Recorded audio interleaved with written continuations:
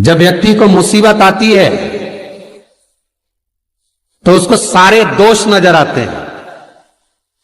जरा पंडित जी देखना, मुझे पितृदोष है। क्यों?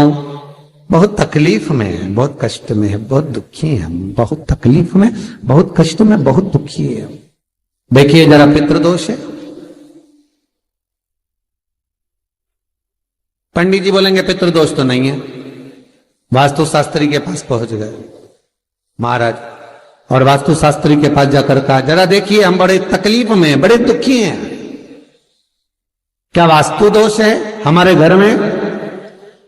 क्या हमारे घर में वास्तु दोष है क्या? देखिए जरा। तो फिर वास्तु शास्त्री ने कहा, घर में भी कोई वास्तु दोष नहीं। तो फिर इतना दुख काहे से है, इतनी तकलीफ काहे से? आप जो परमात्मा का भजन करोगे, कीर्तन करोगे, नाम जाप करोगे, स्मरण करोगे, कर्म अच्छा करोगे तो ही तो ठीक होगा।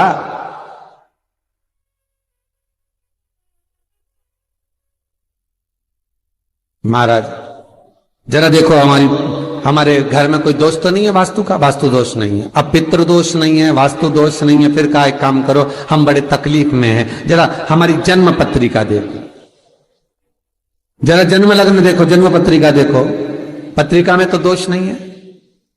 अरे भाई, जब व्यक्ति का मुसीबत का समय आता है, दुख का समय आता है, तकलीफ का समय आता है, तो वो पितृदोष देखता है,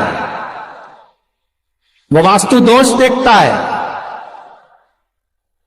वो पत्रिका में दोष देखता है कि कारण क्या है मुसीबत का।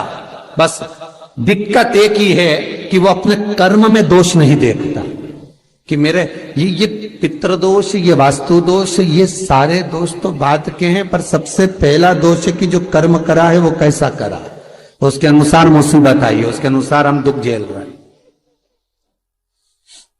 बार बार कहा जाता है, मत बुरे कर्म कर बंदे वरना पछताएगा,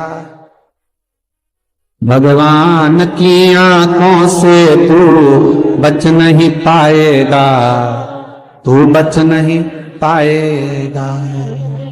हम दोष देख रहे हैं, हमने पितृदोष दिखवाया, हमने वास्तु दोष दिखवाया, हमने पत्रिका में दोष दिखवाया। मेरा एक निवेदन करबद्ध है, जब आपके ऊपर मुसीबत जब आई है, दुख जब आया है, तो अपने पूर्व के किए हुए कर्म का भी दोष निकालो कि क्या कर आए।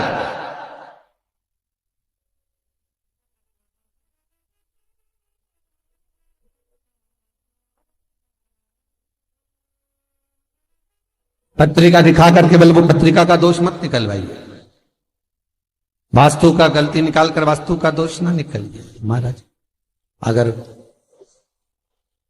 पितरों का भाव निकालकर पितरों का दोष ना निकालिए, पर एक दोष अपने भीतर भी है, वो कर्म का दोष है।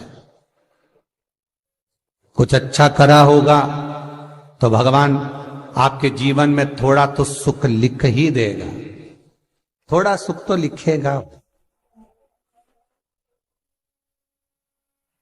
और यदि बेकार कर्म किया है तो कहीं ना कहीं दुख तो उसने लिखा है, कर्म का। मत बुरे कर्म कर बंदे वरना पछताएगा, भगवान की आंखों से तू बच नहीं पाएगा, तू बच नहीं पाएगा। अरे ओ अज्ञानी मत करना दानी। महाराज कर्म का दोष जरूर देखें, पितृदोष बाद में देखना, वास्तु दोष बाद में देखना, पत्रिका में दोष बाद में देखना, पहले अपने कर्म का दोष देखिए।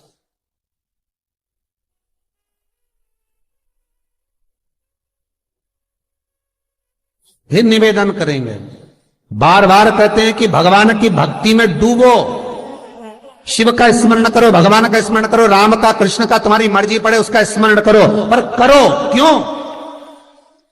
क्योंकि दुख, तकलीफ, कष्ट पत्रिका दिखाने से नहीं कटेगा, मकान के दरवाजे बदलने से, वॉशरूम बदलने से, पाइप बदलने से नहीं बदलेगा।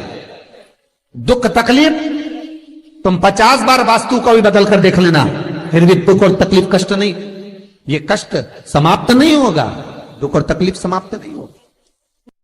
किसी से तुमने बेवकूफ बनाकर, मूर्ख बनाकर, किसी को व्यापार में, व्यवसाय में, कोई काम में किसी को मूर्ख बनाकर, बेवकूफ बनाकर, सीधा था समझ नहीं पाया, उससे तुमने 10,000, 20,000, 1 लाख, 2 लाख, 5 लाख, 10 लाख तुमने ले तो लिए और खुश भी हो गए कि मैंने उससे ले लिए। अब वो मेरा क्या बिगाड़ लेगा? आए लेने के लिए, भला क्या बिगाड़ लेगा? और वो आया, उसने कहा भैया तुमने मेरे पैसे ले रखे हैं, दे दो ना। भैया उस समय पर जब मेरे पास था मैंने आपको दे दिया था, अब आपका काम हो गया ना, दे दो। अब आपके पास में पूंजी आ गई ना, दे दो।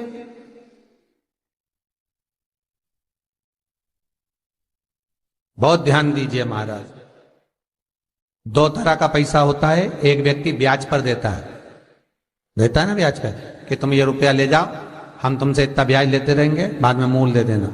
और एक व्यक्ति वो होता है जो अपनेपन से, प्रेम से, अपनी करुणाता से, अपनी पहचान से, अपने हृदय से, अपनी चित्तवृत्ति से, अपने दिल से जब प्रेम बढ़ जाता है, स्नेह बढ़ जाता है, तो कह देता ले जा 2 लाख, 4 लाख, 5 लाख, काम निकाल ले, बाद में दे देना। पर व्यक्ति इतना विचित्र हो जाता है कि जिससे ब्याज पे लिया है उसका तो पूरा ब्याज देता रहता है, और जिसका बेचारे का देना है उसका दे ही नहीं पाता। पर निवेदन है, जिसने तुम्हें मुसीबत में साथ दिया, तकलीफों में, कष्ट में तुम्हारे साथ दिया, सबसे पहले हाथ जोड़कर उसको निवेदन कर कर देना कि ये तेरा है भाई, ना जाने फिर जरूरत पड़ जाए तो तुझसे मिल तो जाएगा। जब एक बार दे दोगे तो वो दूसरी बार देने के लिए तैयार बैठा रहेगा। पर तुमने जब सोच लिया, विचार कर लिया कि मैं तो खा रहा हूं, निगल रहा हूं, तो फिर जब नियत में खोट आ गया तो फिर वो कुछ नहीं करेगा जिसका तुमने पैसा खाया, वो कुछ नहीं करेगा। अब तो वो करेगा जिसने इसके माध्यम से तुझे दिलाया, उसको कुछ नहीं करना। जब कष्ट पे कष्ट आया, दुख पर दुख आया, तकलीफ पर तकलीफ आई, सारी पत्रिका दिखा ली, पितृदोष की पूजन करा ली, वास्तु बदलवा लिया, सारे काम कर लिए, तो भी दुख नहीं मिटा। तब गुरु के पास गए, पर गुरु भी क्या बोलेगा? यही बोलेगा कि और थोड़ा सा देख लो। पर कष्ट मिटेगा कब? जब कर्म का दोष मिटेगा। जो करा है उस दोष को भी तो मिटाओ।